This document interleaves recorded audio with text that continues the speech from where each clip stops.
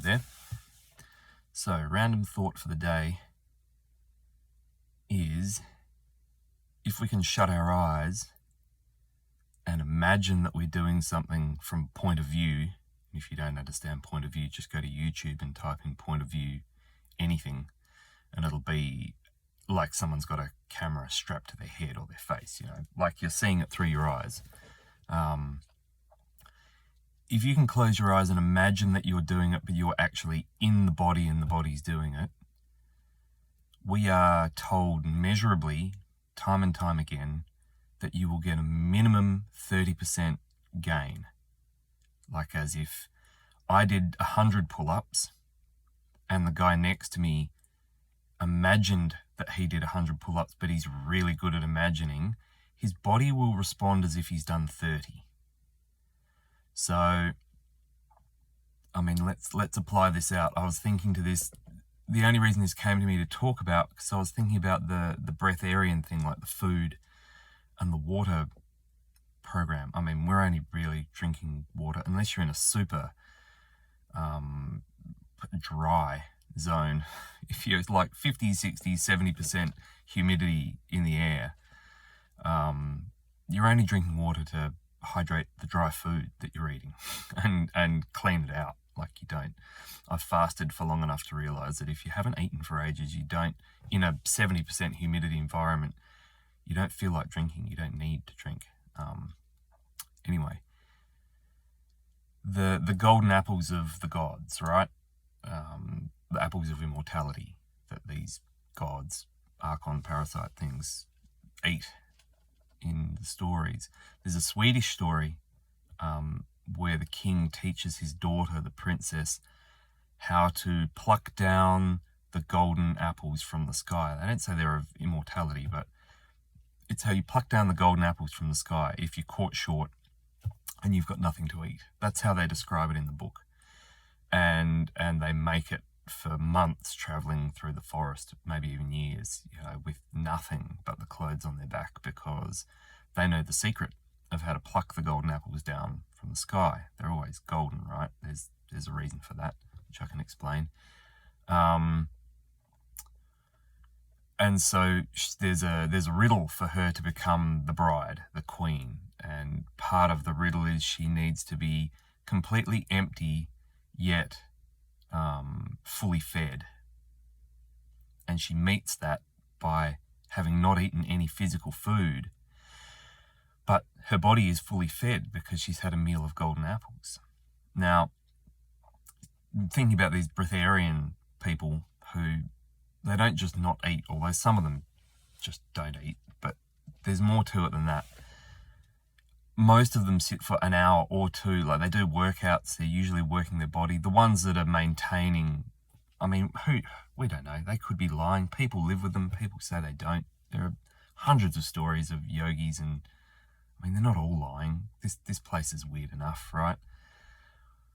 The common thing is they say they sit for at least an hour or two doing qigong, or meditation breath work, energy breath work. And I know a lot of the visualization energy breath work is breathing in the air, but it's got a color. It's like it's light. Gold is a universal one. There are different colors that do different things, but gold, the color that is all the colors mixed together, or the organ or the prana or whatever, the sky, pure raw energy that works with these bodies, supposedly, it changes to gold when it's inside you.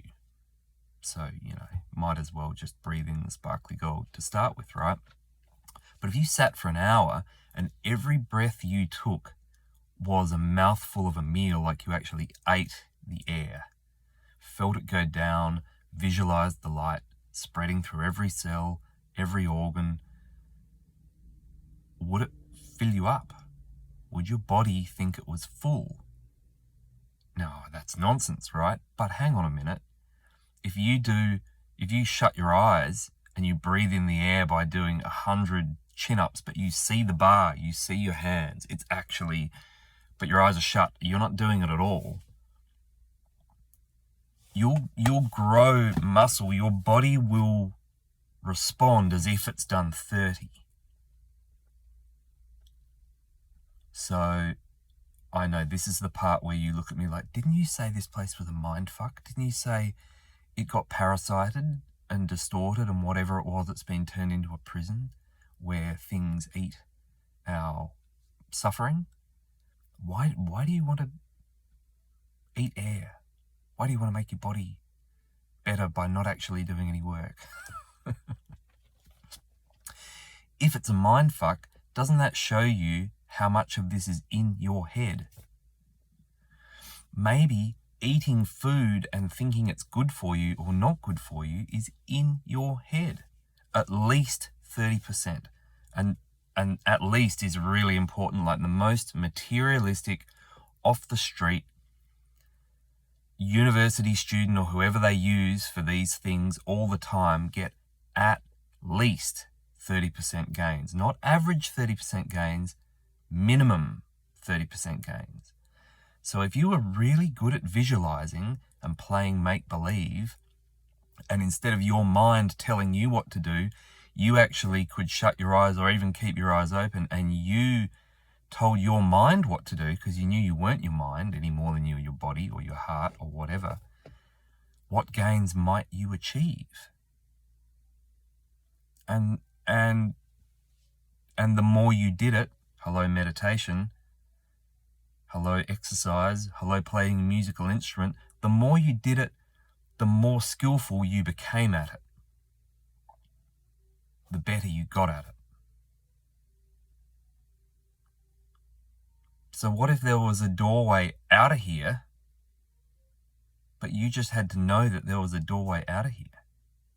I mean, look, there's no doorway out. The comment from a previous one, which was very good, talking about worm farms and layers, of the Hindu idea of the layers on the layers of the worlds. It's perfect, yeah? But there's a lid on top of the worm farm. No holes in it, you can't get out. Well, if you were going to turn it into a trap, because the worm farm it's a farm, you don't want all the worms escaping if they make it up to the top. Like, it's a farm, not a holiday. Of course there's going to be a lid. But if this is a mind F, then don't you have to get a hold of your mind? Couldn't you open up the portal out of here, the doorway? Couldn't you find the door out with your mind? Oh yeah, good one, Hamish. Jump off the roof and imagine you can fly.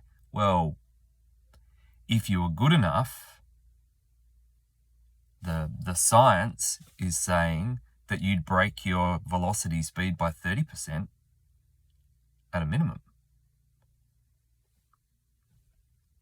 And if you were better, you might do better than that. So do you even need to eat? Or is that a program that food, I need those minerals, that nourishes that, this does that. If I eat that, it's bad for me. You can't smoke that. I can't drink that. Yeah, there's a background training wheel autopilot set up to this reality. Absolutely. If you just switched off and went auto, you'll get what medical and science stuff tells us you'll get, and sort of physics. But, the physics falls apart really quickly, as we know. That's the 1% physics. And the real physics is the plasma physics, the 99% that makes the 1% possible. Newtonian, Einsteinian physics is 1%. Time is linear, all of that stuff. E equals mc squared, the grandfather paradox, that's 1%.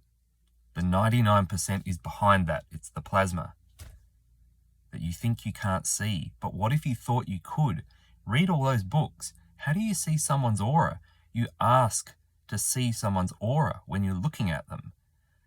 And if you can get yourself in a good enough space, it just appears. Or you're just imagining it. Yeah, except I can see a hole on that side, and then you tell me about something that happened 5 years ago that I'd have no clue about that caused that hole. Guess we're both imagining it together, the same thing. So, mean, this is just a thought experiment, right? Another thought experiment of looking at the mechanics of if we are in whatever that's been turned into a farm, at least, and a prison at worst. If there are ways out, and if this is a mental prison, then wouldn't you need to be able to think your way out of it? The massage felt so good. Well, 50% of the massage feeling so good was because you took an hour and a half out of your day, you paid a shitload of money, and it needed to feel good. You wanted it to feel good. And if the massage was horrible, 50% of the horribleness will be because you were in a bad mood, you spent too much money, and you haven't got the time to give it. It's a mind game. And that doesn't mean get your mind straight and life will be more fun or better or whatever you want, worse. That's not what I'm saying. I'm saying if it's a mind game, then there are the mechanics right there. The reason you can't see a way out is because it's hidden in your mind and you don't know where to look because the mind is still the boss. Yeah, we hid it in the only place they wouldn't look. We gave them our minds.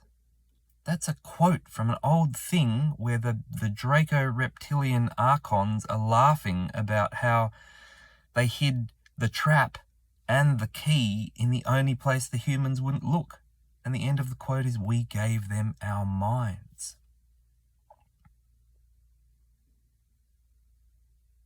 So to get out of this wet paper bag, we might have to be able to think our way out of a wet paper bag and actually believe what we're thinking. Just a thought.